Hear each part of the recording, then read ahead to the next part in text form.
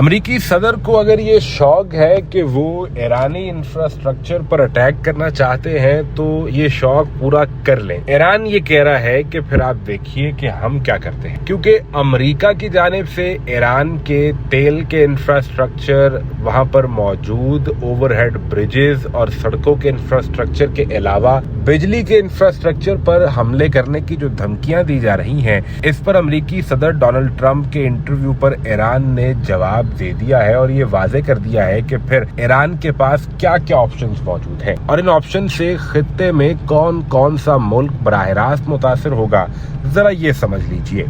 अमरीकी सदर Donald Trump ने फॉक्स न्यूज को दिए जाने वाले हालिया इंटरव्यू में कहा कि ईरान पर हमले तब तक जारी रहेंगे जब तक मैं ना कह दूं कि बस बहुत हो गया है। अब ट्रंप किस बुनियाद पर कहेंगे कि बस बहुत हो गया है, जब फिर से ब्लैकमेल करके कोई पैसे हासिल किए जा सकें या रियल एस्टेट की कोई डील की जा सके। बज़ाहिर ईरान के मामले में ऐसा नजर नहीं आता। ट्रंप ने दावा किया कि अमेरिका ने ईरान के साथ बातचीत की है और ईरान पर एक बार फिर मुआहिदा करने पर जोर दिया है। ईरान में तवानाई के टारगेट को आखिरी मरहले में देखा जाएगा। अमरीकी सदर ने धमकी दी कि अगर कोई मुआहिदा नहीं हुआ, मुज़ाकरात पर आमादगी ना हुई तो फिर अगले हफ्ते ईरान के बिजली घरों और पुलों को निशाना बनाया जाएगा। अमरीकी सदर ने कहा कि हम ईरान के तमाम बिजली घर और तमाम पब्लिक ब्रिजेस को तबाह कर देंगे। बुरी तरह से ईरान को अटैक किया जाएगा। ईरान में अभी कुछ जंग लड़ने की सलाहियत बाकी है, लेकिन ये बहुत ज्यादा नहीं है। ट्रंप ने इसी इंटरव्यू में आबनाए हुर्मुज़ पर 20% टैक्स लेने का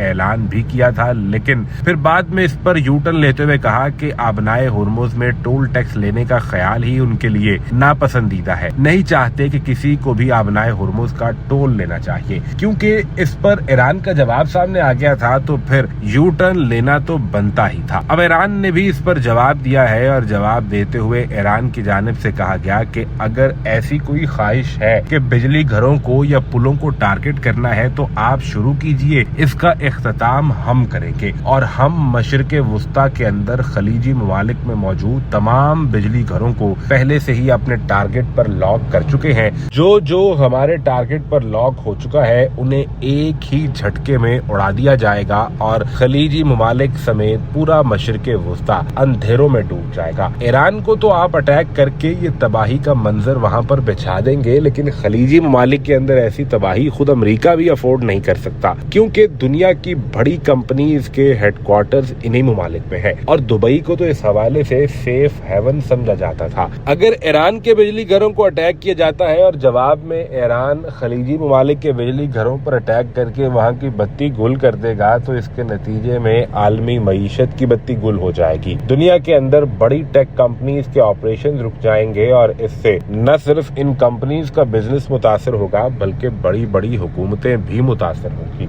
ऐसे में अमरीकी सदर डोनाल्ड ट्रंप पर मजीद प्रेशर आएगा। लिहाजा इसे अभी के लिए तो महज धमकी समझा जा रहा है, लेकिन इस पर अमल करना खुद अमरीका के लिए बहुत मुश्किल होगा, क्योंकि ईरान ने ये वादे कर दिया है कि फिर हमें कोई रोक नहीं पाएगा।